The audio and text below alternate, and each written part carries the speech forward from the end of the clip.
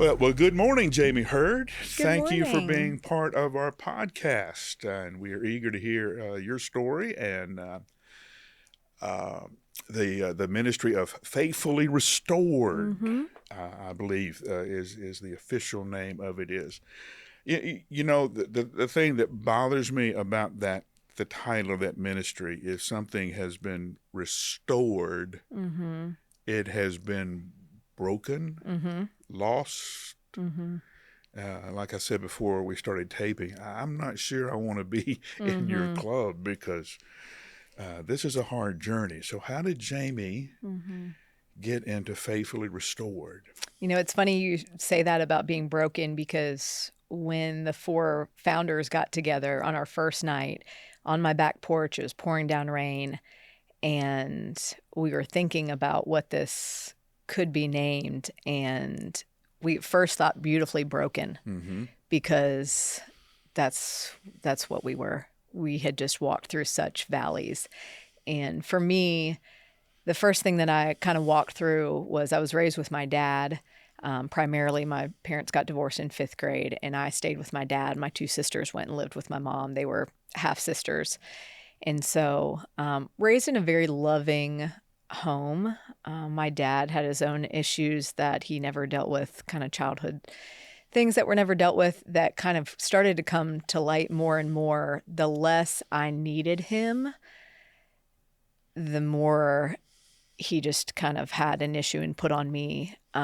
And so when I wanted to go away for college. And so after high school, I grew up in Pennsylvania, went down south to the University of Tennessee for college and just kind of wanted out of there, and met my husband my sophomore year. And as I kind of gained independence, it really bothered my dad. And the more Daniel and I got close, and then after college, I moved to Atlanta for a couple years while Daniel finished law school. And that's when my dad and I's relationship was really tense. Mm-hmm. And I remember I was a teacher, and I remember sitting at 7 a.m. and my dad had called me, and he just went off on me and just belittled me. Something happened at work, and he just went off on me. And I'm sitting there, and 7 and 8-year-olds, I taught second grade, started walking in the room, and I'm bawling. And I thought, I can't handle this. I can't hold this. Whatever my dad is putting on me, I can't hold it. And I was going to Andy Stanley's church in Atlanta and had a great small group of women. And I went there that night and just kind of vented to them. And I was like, I can't do this. And one of them said, you should go see a counselor. And I was like, oh, I don't know what I would say to a counselor, but okay. And one of them said, just make sure it's a Christian counselor, which honestly, I probably would have done. I don't know if I would have, Right. necessarily sought that out, but such a gift that those women spoke that into me. And I started going to counseling. And I remember going in, his name was Gene. And I sat down the first time and just kind of explained some things. And he said, Jamie, I'm going to get you to a place where whatever your dad says or does doesn't have such an emotional pull on you. Mm-hmm. And I really didn't even know that it did. I didn't recognize that. I really kind of recognized it as love. And 9 months later, my dad committed suicide and shot himself. And he called me right before he did it. And I was driving. Daniel and I were engaged. I was in Atlanta. I'd come to Nashville for the weekend to look at houses for Daniel and I after it was 3 months before we got married. And I was headed home, and I was around Chattanooga, and he called me and he said, Jamie, I just want you to know that I love you. And at that moment, I knew. I was like, Dad, stop. Just stop what you're doing. And he said, I just want you to know that I love you, and hung up the phone.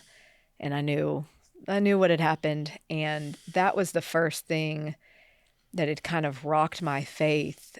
And I was so angry at God. I thought, okay, I was kind of wild in college, and then moved to Atlanta, started going to Andy Stanley's church. It just brought me back to, I grew up in the church, but brought me back to my faith. And I had been praying for God's will to be done.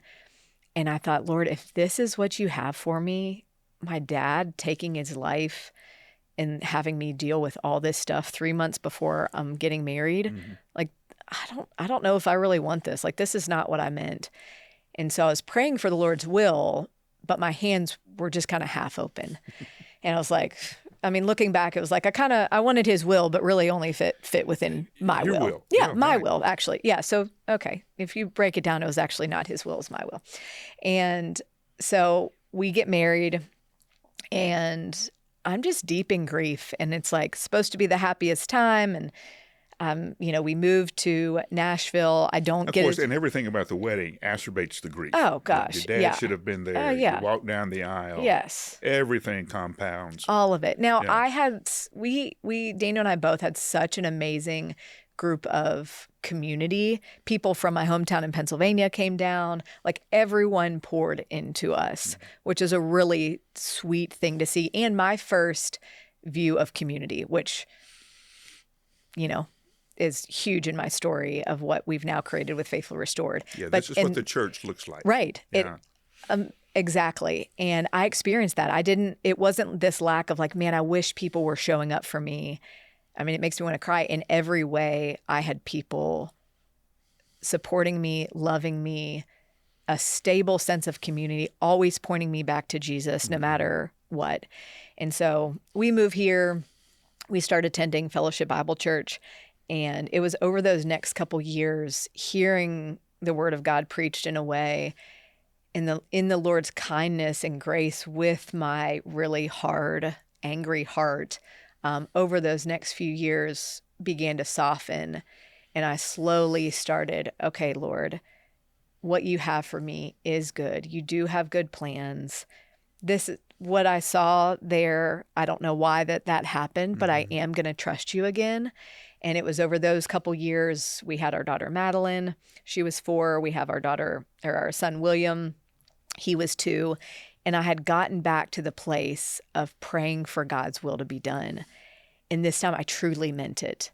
And a day in December in 2015, I was laying in bed and I just spent extra time praying. And I was like, okay, Lord, whatever it is you have for me, I'm here. Just give me the strength to get through it.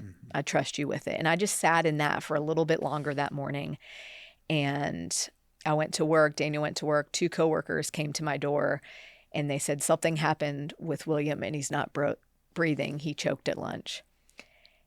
And in that moment, it flashed me back to being in the car when my dad called me. And my reaction was so different. I literally threw the phone across my car when that happened with my dad. I was so mad. And this time when they said that to me, I was like, okay, Lord, I'm going to trust you. This is not going to be good. But I felt such a peace of knowing that the Lord was in that with me. And all I had to do in that moment was surrender to, Lord, your plans are good. And that's what I've prayed. I truly do want them. And I left work and went to the hospital. I called friends along the way and just said, please pray for me. William is not breathing. And this sounds weird, I never prayed for a miracle. Like I got to Williamson Medical Center, met him there, and they took him down. The ambulance pulled in. They took his little 2.5-year-old perfect body down from a stretcher.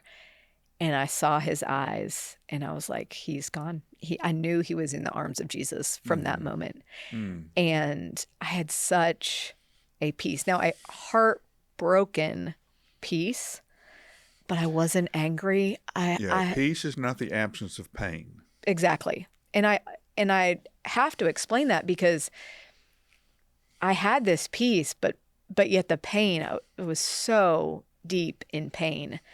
And, it's chaos in the hospital. And the doctor came to us and said, this is the last round of medicine we're going to give him to get his heart to start beating. And when I say the Holy Spirit was just alive and well and, which always is there, I had this sense of calm and the Spirit's like, okay, I'm like, all these people are going to watch my son die. All these doctors and nurses, this chaos, they're going to watch my son die. And I don't want for a second for my son's death to be a reason that they doubt God.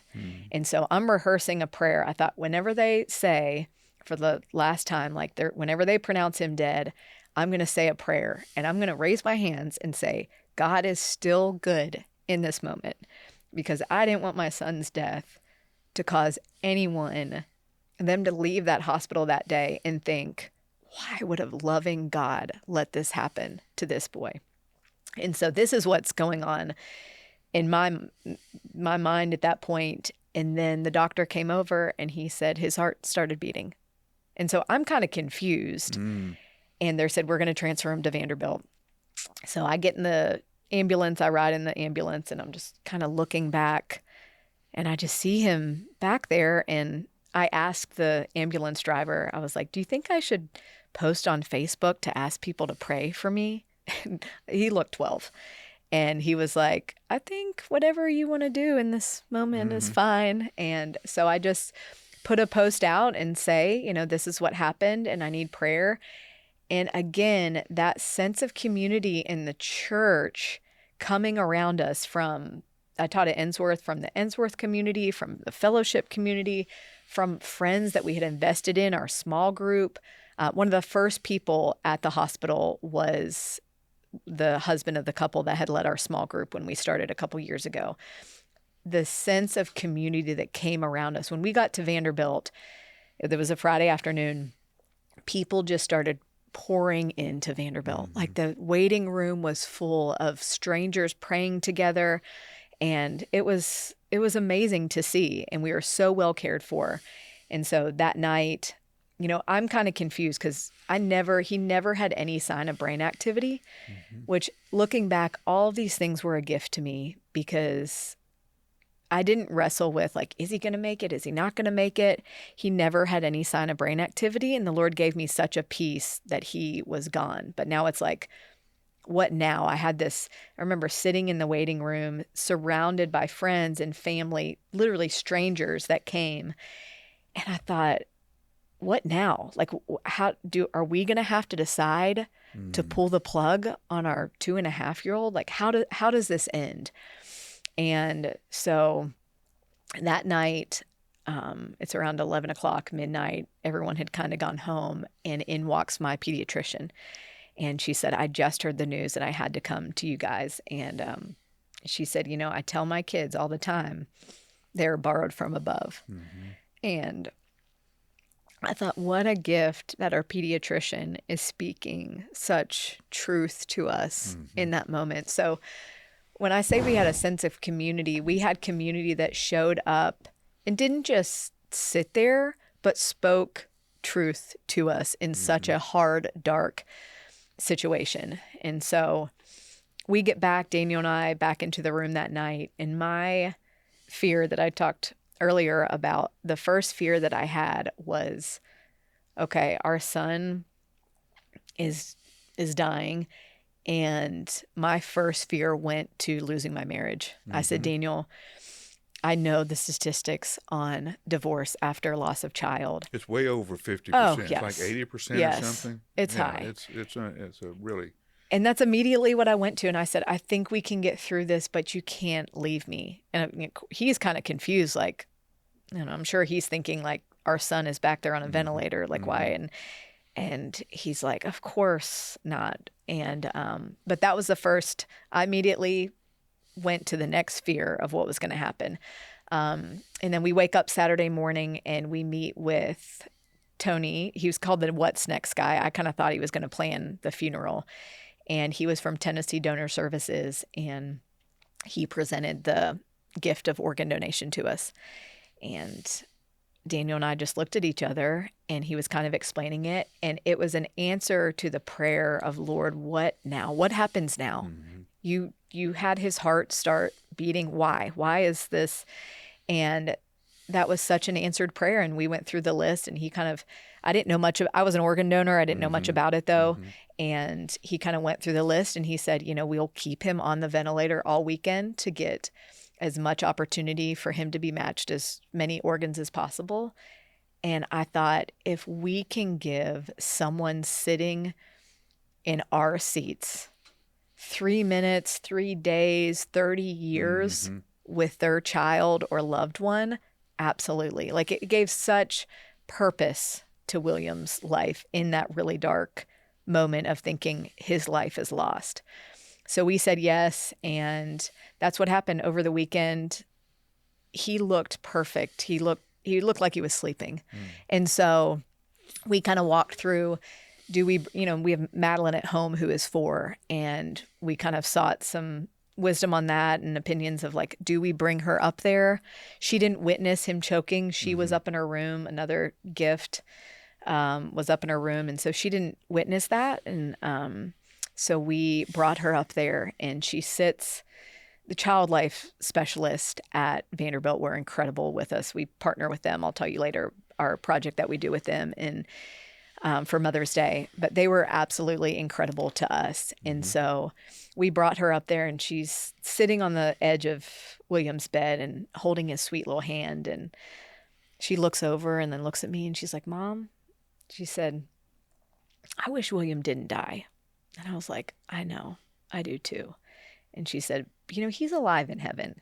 I was like, I know. And so to have our 4-year-old reminding us of those truths, it was such a reminder of, Lord, you have us in this moment. You have our 4-year-old in this moment. And just really gave me peace of she's going to be okay. Yeah. She is. She's going to be okay. And she decided to come back even the next day and be with him. And that weekend in the hospital, as crazy as it sounds, was so peaceful and holy.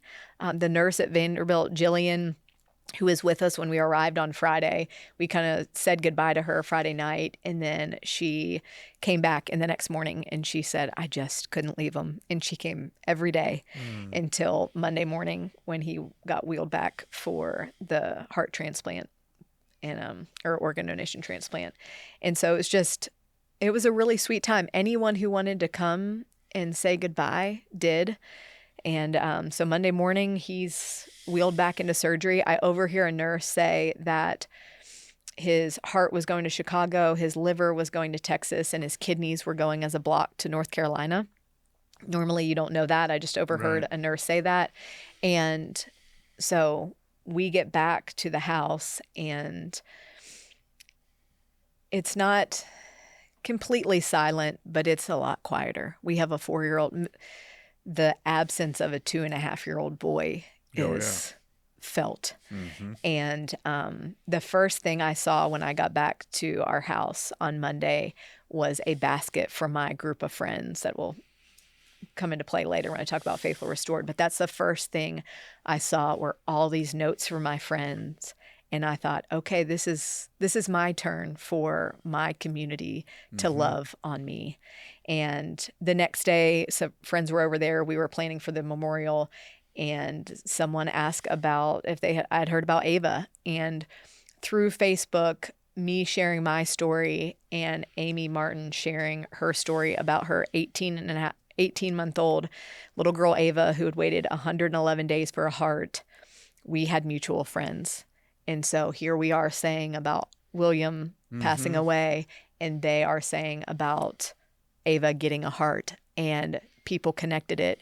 And so the day after surgery, we figured out, and I watch Ava was covered by the Chicago News. So we pull up a news video of Amy and Brian being interviewed, and they said, we are so grateful for a family in their darkest hour that they chose to give life to our little girl, and we will honor their life the rest of hers.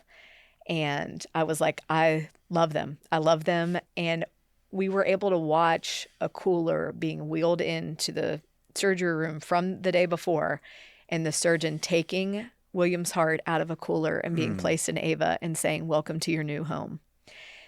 And I reached out that night. They had a whole Facebook page set up for Ava, and I reached out and I said, I don't know if this is it, but regardless, here's what happened to us.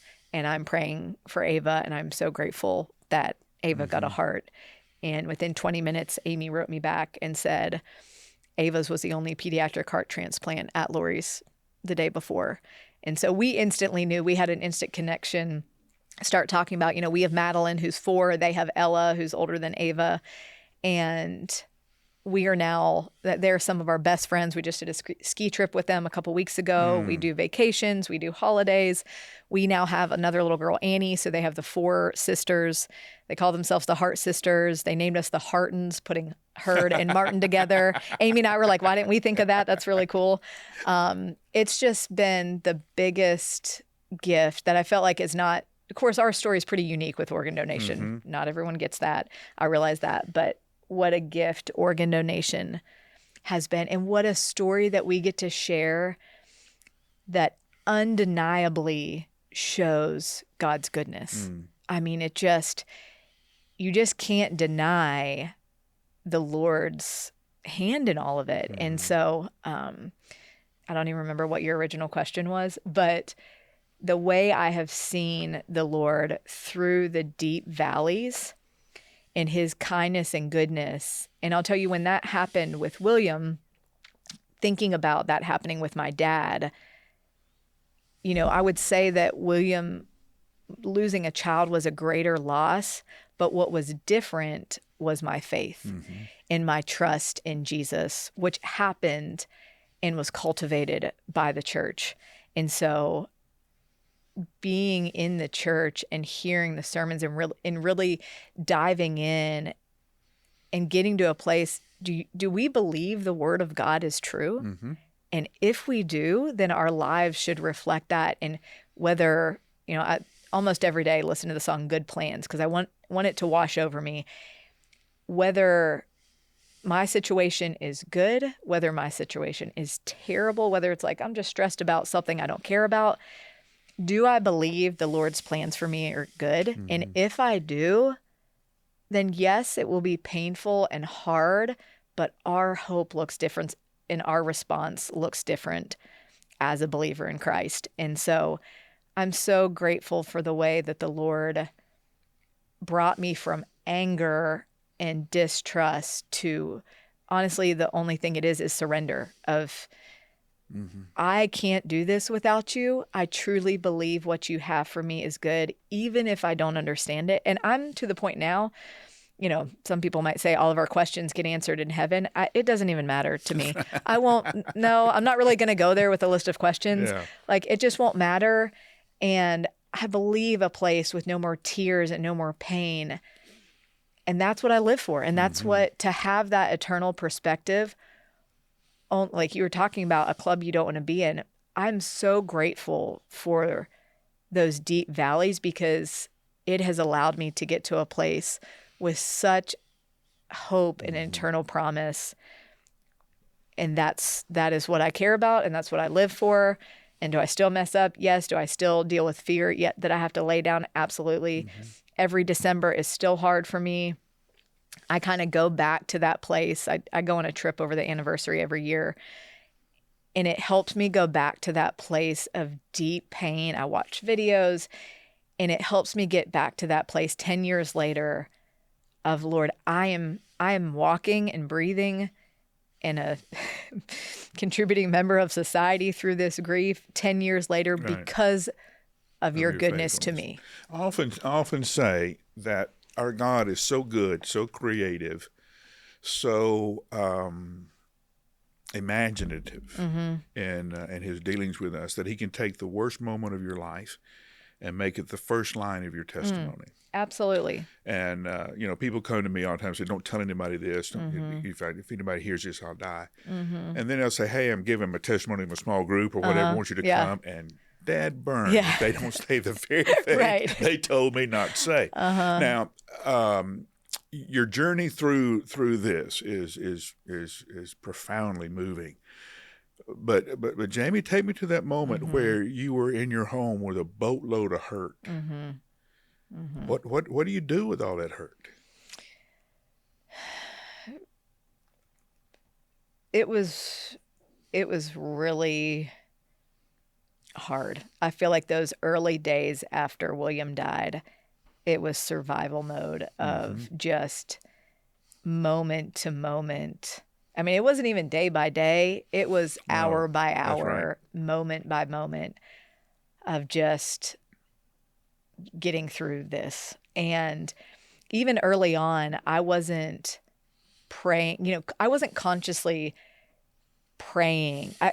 Honestly, prayer was even overwhelming. Worship was overwhelming. I mean, I still cried during worship in church, but those early years, it was just overwhelming. I was just surviving. I wasn't I wasn't able to say, yes, God is still good in this moment of, that's 10 years later. Right. I was truly just surviving. And a month after, so middle of January 2016, Madeline comes to I'm laying in bed, and Madeline at 4 comes to my bedside. And she was like, Mom, at least I didn't die. She was like, I'm still here. And I thought, I've got to get out of here. I can't parent in such grief. My showing up, obviously, to her wasn't enough. And I recognize that. And I'm so grateful for that gift of her saying that, because it kind of pulled me out of like, okay, I need to get out of here. And I went to my husband and I was like, I need to go away. I can't function. And so I flew out to this wellness place in Arizona. And it was the first time that I felt like I could take a deep breath. No one knew what was going on. No one knew my story. No one had looked at me with these like sympathetic eyes of like, how is she here? We had you have to go on with life. Right. So like a week later, Madeline had a Christmas program that we went to. And I remember people were in town for the memorial. So we have all these people. And I remember people looking at me, and I could tell they're like, I can't believe she's here. And it's like, what do you expect? I'm either here or like in a hole. And so I'm choosing to be here. But I flew out there, and it was such a respite from my actual life. And it wasn't, you can't escape that grief. But I just was able to sit by myself. I wasn't caring for anyone else in that moment but me. And so that was really helpful. And a cool story about that, I'm sitting in a hot tub in this wellness center. And this girl starts talking to me, and she's from Chicago. And we start talking, and, I'd say she asked why I'm here, and I'd say why I'm here and stuff. And she said, oh my goodness. She said, I saw you on the Chicago news, because the news had followed Ava. Right. And so Christmas Eve, they interviewed us and stuff. And it was the Lord was saying to me, no matter where you go, I'm here. You can't escape anything that you're walking through. Like, I am here no matter where you go. But it was it's what I needed to take a deep breath. I cried on the plane coming home. I honestly didn't even want to come home.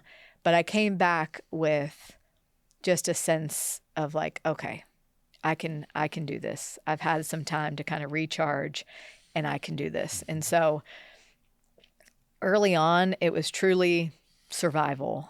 And Daniel and I immediately went into counseling, and fellowship was so great and said, as long as you need counseling, we will pay for counseling.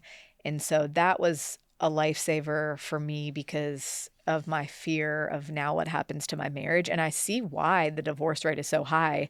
Men and women grieve so differently. They grieve very different. Every time I look at my spouse, I see the child and remember it. Yeah, it is. There's a lot there. Yeah. Yeah. And I get it. And you don't want to talk about things. And so I remember one specifically, the counselor said, what's a rabbit hole you don't really want to go down? And I said, the day that it happened. And I had never heard Daniel's experience with that day. We never would have sat around and said, take me back to, what was it like the day that William died? Take me back to what was that like? Yeah.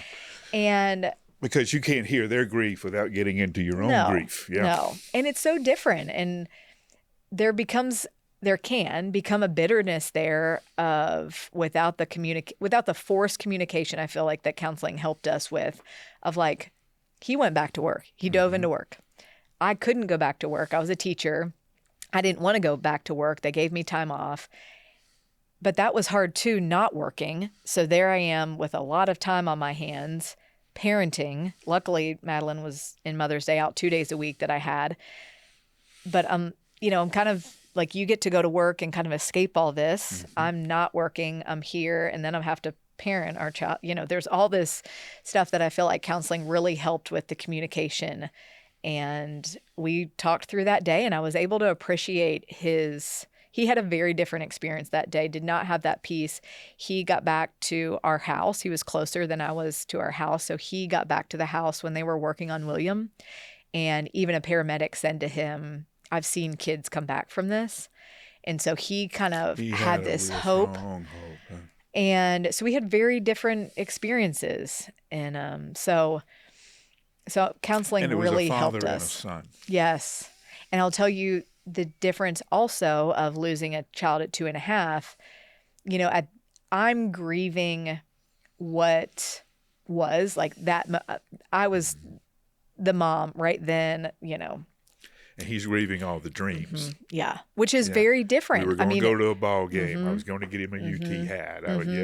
All of that. Coach's baseball game, take him fishing with my dad, and all of that. And so even understanding that was really important, because that's very different. And counseling was very helpful for us. And in fact, at 2.5, he was just becoming my little buddy. Yes. Who goes everywhere with me. And He even that morning was putting on his shoes and asked to go to work with Daniel. And he's like, you can't come to work with me, buddy. And so, counseling was very helpful for us to communicate our grief together. So when did you and your friends realize, gosh, we're all on this journey together? Yeah. So as, we're early 30s, and before William passed away, one of our friends had a late-term miscarriage. One of my best friends found out, as we were all having kids, they found out that they couldn't have biological children. And so they start through the adoption journey. So we walked through adoption, which none of us had ever walked through. And so it was like, we don't know what to do, but we're going to show up. So we're going to all write notes. And so we're going to give her 30 to 40 notes to read for the next, just whenever she's having a day, we want her to know that she's loved, she's not alone, and point her to Jesus. And so we did that whenever Jamie walked through infertility, whenever she adopted Jack in Florida, she got back and had all these notes. And just as things had happened, that had kind of become, we don't know what to do, but we know you have to show up in a way. And so we had a really tight friend group that did that. And then earlier in 2015, Heather had just turned 30, and she was actually at my house and got a call that she was diagnosed with breast cancer. And so we're like, okay, now we're walking through this, don't know what to do. And so we're pouring into her, just showing up, writing her notes. And then in December, that happened to me. And the first thing I saw when I got home was my friend showing up in a way of reminding me, I'm seen, I'm loved, I'm not alone in this, and there's hope in Jesus. And so, as we were walking through that happened to William in December. And, from then I became the person that if anyone had heard of anyone losing a child, it was like, Jamie, have you heard about this? Or would you talk to this person? So 6 months after William died, a friend called and said, have you heard of Jenny Rebecca Springer? We live a couple miles from each other. She lives in Brentwood. And she said she just lost her 8-year-old son in a car accident. And so I wrote her a note and sent her a book. And in that note, I just said, I'm only 6 months ahead of you. This is really hard, but you are going to get through it. And I'm here if you need anything. And the way the Lord used that friendship, having both of us surrounded by community, but there was such power in both experiencing the loss of a child and the loss of a son, and the weight of it's really sweet. Her anniversary, like she lost Hayes in June, I lost William in December. So over these years, the way in June, I'm doing fine, and I'm able to pour into her and be like, this is going to get better. This is really hard right now, but this is going to get better. And, we don't let each other, especially early on, we're not going to let each other like sit in bed for days. It's like, no, you're going to get out of bed. And the weight of the words that we can speak to each other just hold and come across differently than someone that has not experienced that. One of my formative moments early in my ministry. We had a senior adult pass away, and the doctor called me from the little bitty town. So he called me, Yeah. said, Miss Cloudy's husband's passed away. You need to get us. So I was over there early in the morning, and there was a knock at the door, and it was one of her neighbors, another widow, came in. Yeah. Didn't say a whole lot, just sat down, made coffee, started her knitting. Another one brought cross stitch, and I looked, and there were 6 or 7 widows sitting in there with Clyde. Not talking about the weather and stuff, Right. but just by sitting there, let her know you're gonna be okay. Yeah. We got through this. You're gonna get through this. But there has to be that ministry of don't just say something, sit there, Right. kind of thing. Absolutely. And this bond that happens when I know what you're going through, and you don't have to tell me. Have long conversations and use no words. Yeah, absolutely. That truly, there is such power in that. And so we just we became experts on and just kind of magnets for stories of child loss and early cancer diagnosis and infertility. Jamie and Chris have probably met with, over a dozen couples that are experiencing infertility and exploring adoption. And so we were hearing about all these things happening, and we'd constantly be like, can you pray for this person? Can you pray for this person? And we had in early 2019, we decided, okay, we're going to meet once a month and get together. And these women that we hear about, we're going to write them notes. We're going to pray for them by name, because that was also something, people might say that they're praying for you all the time. I knew people were praying for me. I knew it, and I felt it, and and I truly believe in the power of prayer. And so that is like the foundation of what we do, of our ministry, is we are praying for these women, because I knew what it felt like. The 4 of us did know what it felt like to be prayed for. And so we're like, we're going to meet once a month and have an action step to these women that we're hearing about. We're going to write them a note and just send them something. And our whole goal, we want them to know whatever it is they're walking through. It doesn't have to be child loss. It doesn't have to be cancer, whatever it is they're walking through, because their valley is their valley. And I think the enemy, a lot of times, if we speak somewhere, I always say the enemy wants you to sit here and think, well, at least I didn't lose a child, or at least I don't have cancer. And it's like, that is from the enemy. And so we wanted, from the beginning, a woman across the country, no matter what you're walking through, to know you're loved, not alone, and there's hope in Jesus. So we started meeting once a month at my house and intentionally doing that, praying for women. And 2019 at fellowship, 3 of us went to fellowship, and we started walking through the book of James. And I remember sitting there each week, and the sermon series was Active Faith. And I remember sitting there each week, and I was like, okay, Lord, like, you're calling us to do an action with this. This is bigger than us getting together once a month. And so over those next couple months, we were like, I think this can turn into something. And so we Googled how to start a nonprofit.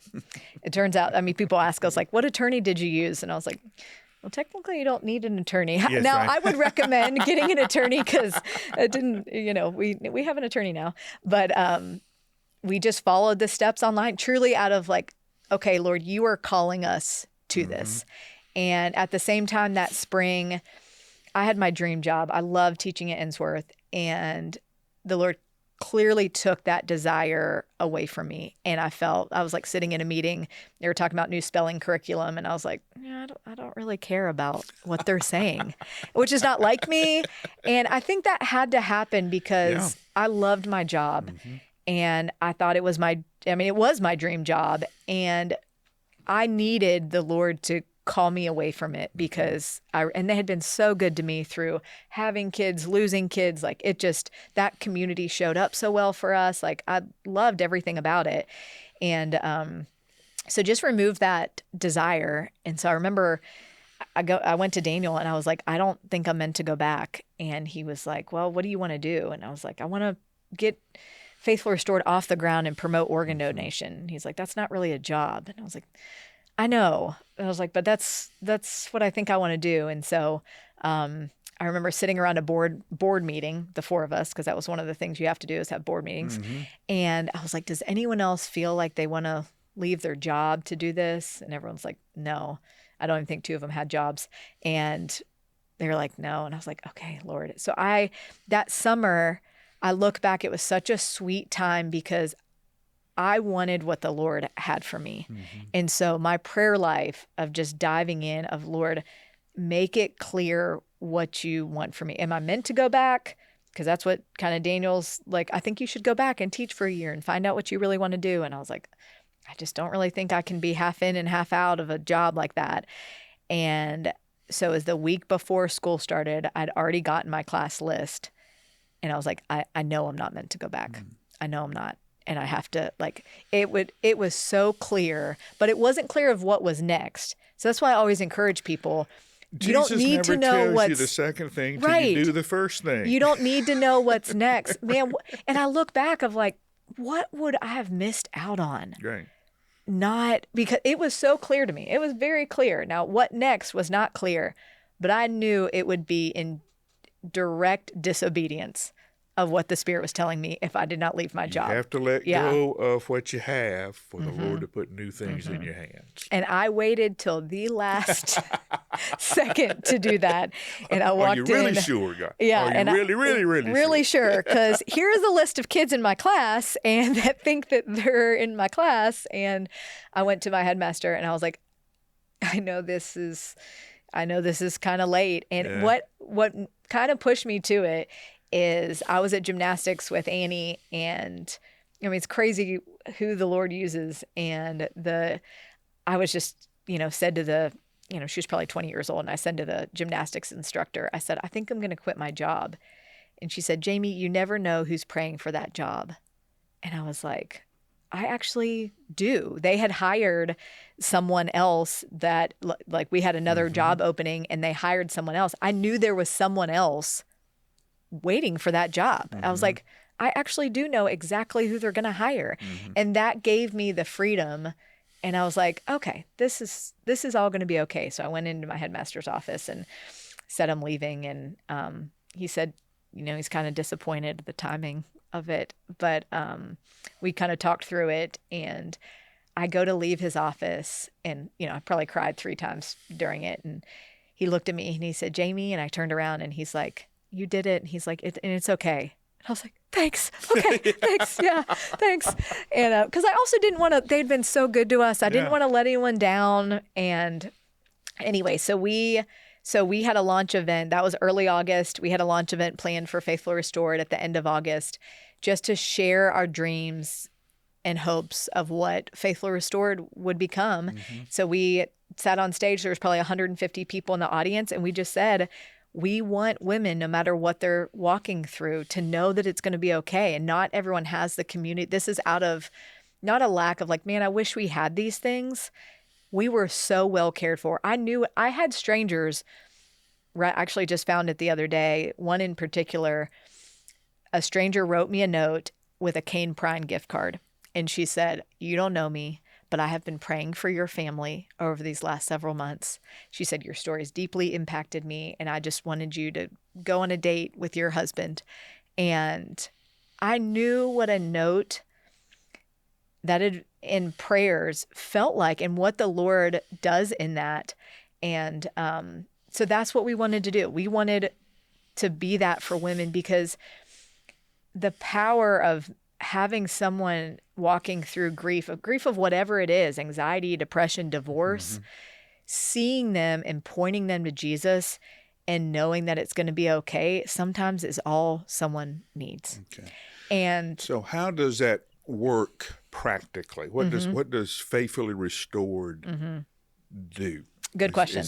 So from the beginning, we were like, we want women across the country, no matter what they're walking through. So on our website, faithfullyrestoredwomen.com, you submit prayer requests. So most of the time it's like, you're sitting here, you can probably think of 3 people that you're like, my aunt just got diagnosed with breast cancer. My neighbor just lost her husband.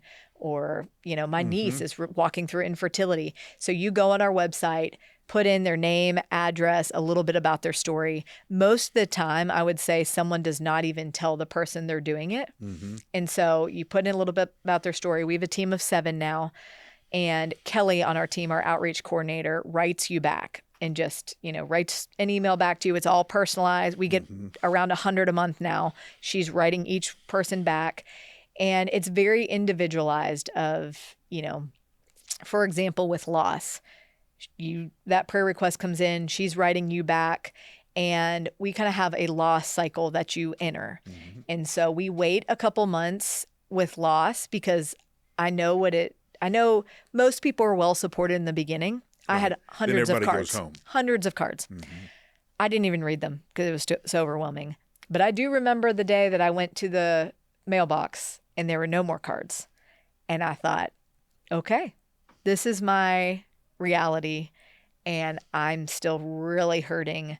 And for good reason, people are going back doing their own thing. So because of what we've been through, we intentionally do things.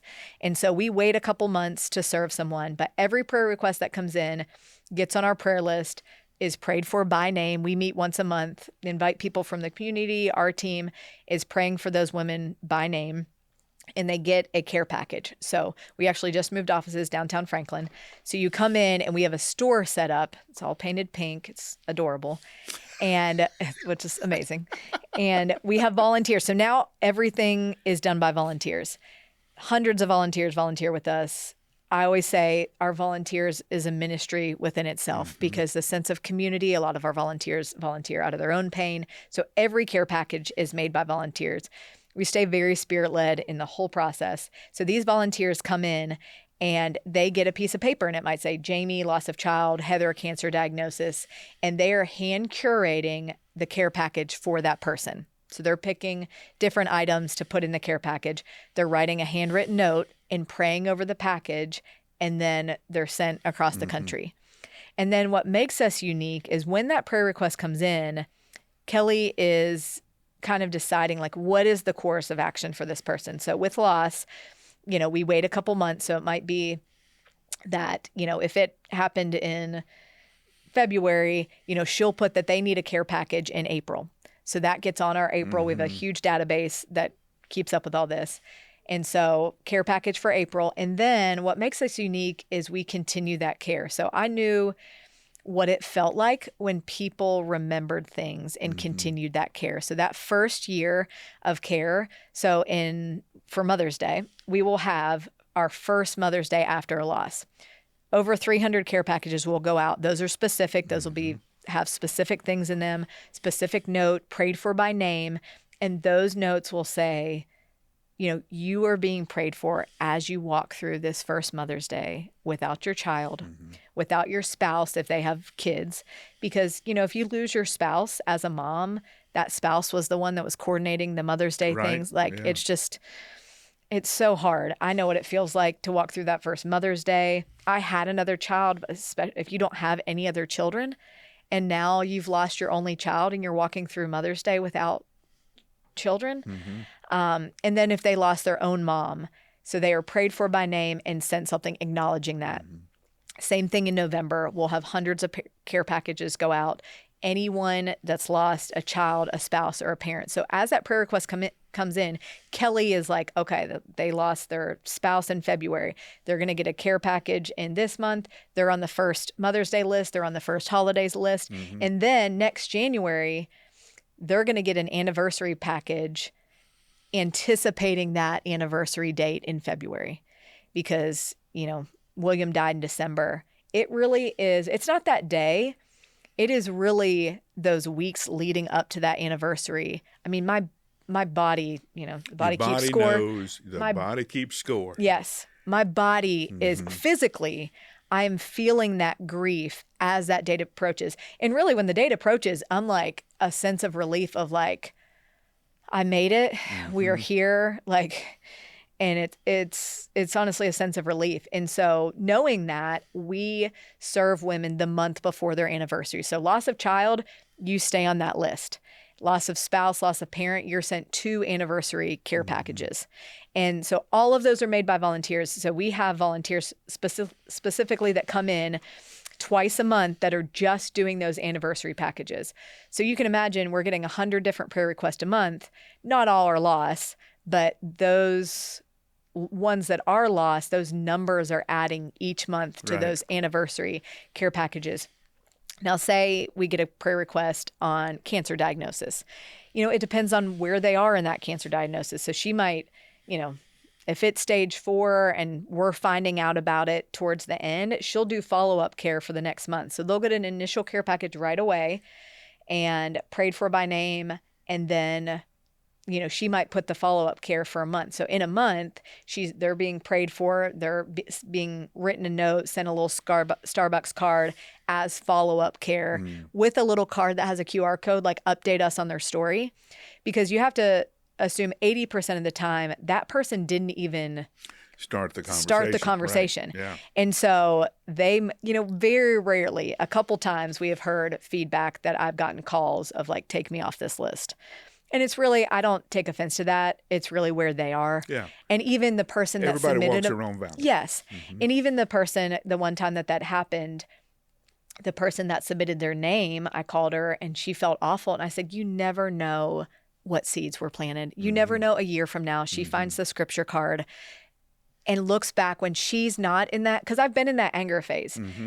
When she looks back and is able to see, man, I was loved on even when I didn't want it. Yeah. So the Lord's timing and all that. Or even if it was a clumsy attempt, it was exactly. still a good attempt. Yes, exactly. So, but it all depends. It's all individualized. And then outside of those care packages, now that we're bigger, our budget now is $975,000, 7 years in. I mean, it's incredible. When we said yes to the Lord, it's like, okay, Lord, we know you're calling us to this. We have no idea what we're doing, but we do know that this is what you have for us. He's like, I've got you. I've got you every step of the way. Every year we've brought in more money than we've needed. And now we're up to, nearly $1 million. And so as those prayer requests come in, Kelly's also, depending on the access to the person. So we love when people submit prayer requests for themselves, because then we have access to be like, Lord, what would you have us do for this person? So outside of the care packages, we've paid mortgages for widows. We've paid for headstones for people. We've sent, like I said, I went away in January. We've done trips for grieving moms, for grieving parents. I mean, we've paid for acupuncture. We've redone parts of a kitchen for a mom that had a special needs child. It truly is like, we have someone dedicated on staff for continued care. So Kelly will kind of pass them on to Courtney and like, okay, can you do a little more investigating of what you would have us do for this person? And so she's calling them if she has access to them and truly figuring out, what is it, Lord, that you would have us do for this person that they see you? How can we love on them and have them see you in this? And we did something, paid for a headstone just yesterday, called the person and said, we're going to pay the balance of the headstone. And all of us were like, how cool is this? This is our job, that we get to steward someone's money. As believers, we're called to give. And from Mission Increase, I've learned early on, all believers are called to give. Faithful or Steward, we just want to be a place where people feel good to give. And how cool is it that it is our job to take someone's resources that God's given them and be the body of Christ. Yes. That you didn't even know they were praying. Yes. Right. Yeah. For them to see Jesus and see like, Lord, I wasn't even praying bold enough prayers. And because we've seen that in our own lives. Yeah. We had someone come in early with money for us, and we would not be where we were today without them. And I wasn't even praying bold enough prayers. So I had people do that for us. We had people as an organization do that for us.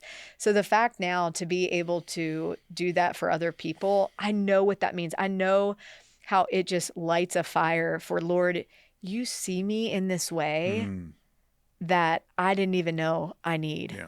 And one of the standard statements around the Engaged Church Network is the First Reformation gave the Bible back to the people, put it in common language so everybody could read it.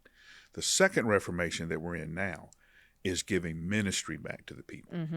See, 20 years ago, this would have been something that a pastor should have done and ordained. Yes. But it was given to you and to your friends to establish that.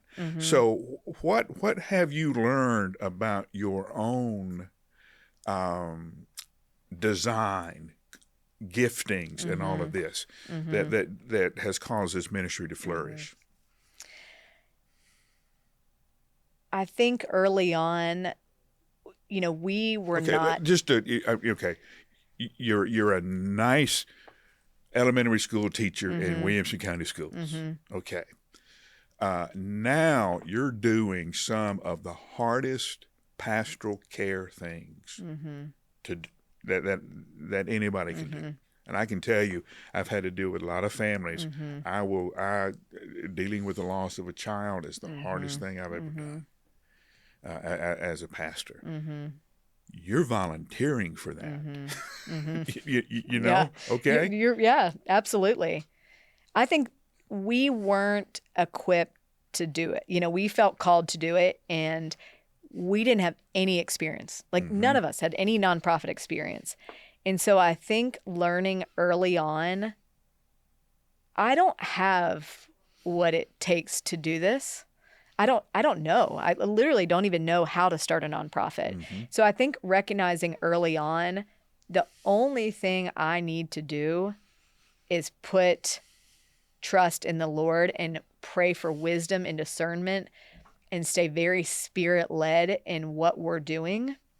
And I know when I make an impulse decision about something and I'm like, oh yeah, that sounds good, we should do that. It gets to the end and it's like, it ran our staff down. It caused so much money. Like what now? And it's like, yeah, I didn't really pray about that. Okay, but the common theme is the ministry is about showing up. The ministry is done by showing up. Not with having all the answers or anything figured out. We just know that this is the next step. Yeah. Okay. All right. How is it that people can connect with Faithfully Restored? Good question. You can submit a prayer request online. That's for you. That's for a friend. If someone's listening that's like, man, I'm really struggling. I'm struggling with addiction. I'm struggling with loneliness. I'm walking through this divorce. The enemy wants us to feel like we're the only one walking through that. I can tell you you're not. I can pull up stats on. Well, that's what I tell people every Sunday. You'd be amazed at the pain that's sitting on the pew with you. Exactly. Sitting in a coffee shop, you'd be amazed at the people. And so that's part of it, of bringing women together. And so by submitting those names of friends, and then like I said, our volunteers is a ministry in ourselves. You can go to our website, sign up to volunteer, and come in our office. And, we had volunteers in yesterday, 5 people sitting around a table. What the Lord is doing with the people around that table in our new prayer room, it's not pink, but it's so sweet and just, I love our new office. They're sitting around that table, and the community and growth and faith that is happening from women sharing their stories and connecting. And that's before these care packages even leave our office. It is just a whole ministry in itself of the community. And so even if and the volunteering is, from the beginning, we've wanted it to be very simple. So you go on our website, next Thursday at 11 o'clock, you can come in and make care packages. If you want to come in once and never do anything else, you don't have to sign up for a commitment. You can see exactly what you'll be doing. You're not going to be asked to pray out loud, anything. And a lot of people do that to just gain community. We have a lot of volunteers that maybe have stayed at home for years, and then they have kids that are in college or high school that don't need them as much, and they feel like they're lacking purpose and come in. So that's a way to engage and come in. And my favorite thing to do is meet with people and figure out, okay, what is it that Faithfully, like we have an amazing organization that is able to help people in so many ways. Like, is it that you're sitting there sharing your story that you need loved on by us? Like, the help will come, people come in, want to help us. And it's like, you need loved on right now. Right now, we're loving on you. It might be that they have time, that volunteering is meeting that needs. Like, they have a gifting. We had someone recently moved from California, didn't know anyone, came in to volunteer, and she makes her best friend died of breast cancer.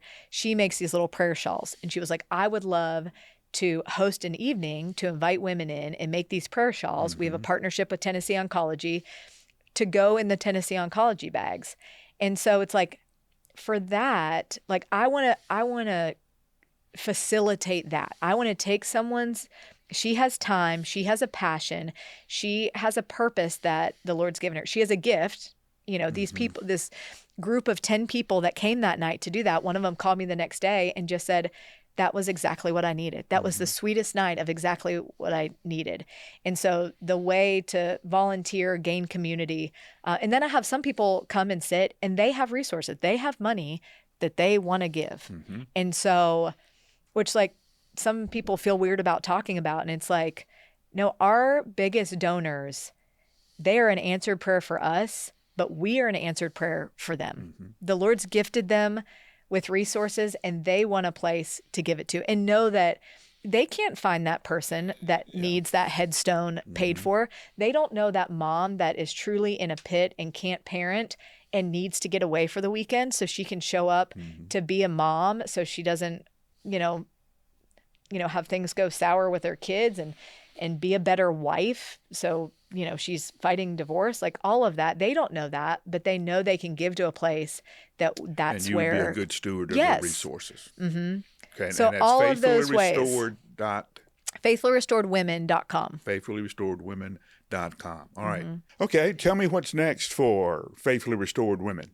Well, it's about to be Mother's Day. And so one of my favorite projects that we do is kind of a passion project of mine. We were, like I said, at Vanderbilt with William, and child life was so dear to us. And so we have partnered for the last several years, partnered with Vanderbilt Children's Hospital. And we actually just had child life in a couple weeks ago. And we do Mother's Day packages for every mom and caretaker at Vanderbilt Children's. So we do 450. It's our biggest project. And we do 450 care packages. We partner with Kendra Scott. It is a gift for the mom. And so we partner with Kendra Scott. So there's jewelry in there, a bunch of items that just make a mom feel seen and loved. With Vanderbilt, we can't say anything that they're being prayed for. We can't have Jesus on anything. So it's all you are loved, you're being thought of. But all of those packages are prayed over. And we had someone come in our office several months ago, and Kelly said, how do you know about Faithful Restored? And she said, I was in the hospital with my son and I received one of the Mother's Day packages. And she said, I will tell you, that package brought me so much closer to the Lord. And it was such confirmation of, we don't have to say that we're praying for them. They can go to our website and see Jesus. But it is a really cool project that we get to do within our community. We serve women across the country. So be able to do something for our local hospital like that. Child Life loves to pass them out. And it's just a really cool project that blesses us. And in turn, we've heard stories of those moms just breaking down whenever that package is delivered to them because they just feel seen. Well, and sometimes it's the first recognition they get. You're a mom now, so Right. you got a present. Yeah, absolutely. I mean, they're in there, and it's like we say, there's nowhere else. They don't want to be there, but there's nowhere else they'd rather be. Right. They're sitting at Vanderbilt Children's on Mother's Day. So they wouldn't want to be anywhere else but there with their child. And like me, if it were the timing of Mother's Day, some of those moms walk out of the hospital without their child. So to be able to have our bags at Vanderbilt at the disposal of the Child Life to pass out. We deliver them the week ahead of time just to, they might have a mom in there 6 months and she leaves 2 days before Mother's Day. And so that's a special project, that one of our biggest projects, and that people just love to support and get behind and see moms that way. Here is the hard question. Okay. Everything you've done, everything that has happened, what is it that you know that you didn't know then? What is it that you know now?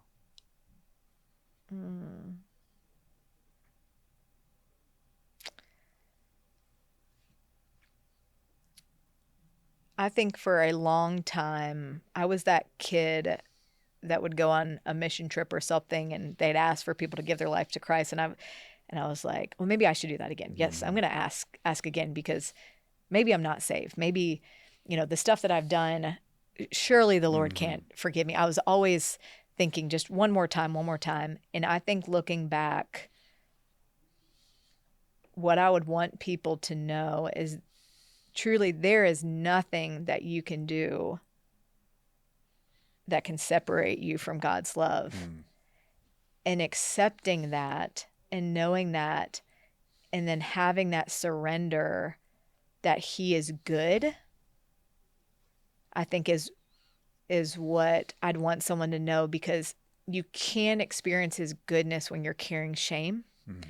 And so he's brought me through, separate from the trials, he's brought me through a place of holding this shame, surrendering that, and then bringing me through the depths of grief so that I could experience his full goodness for me and his unconditional love for me. Yeah.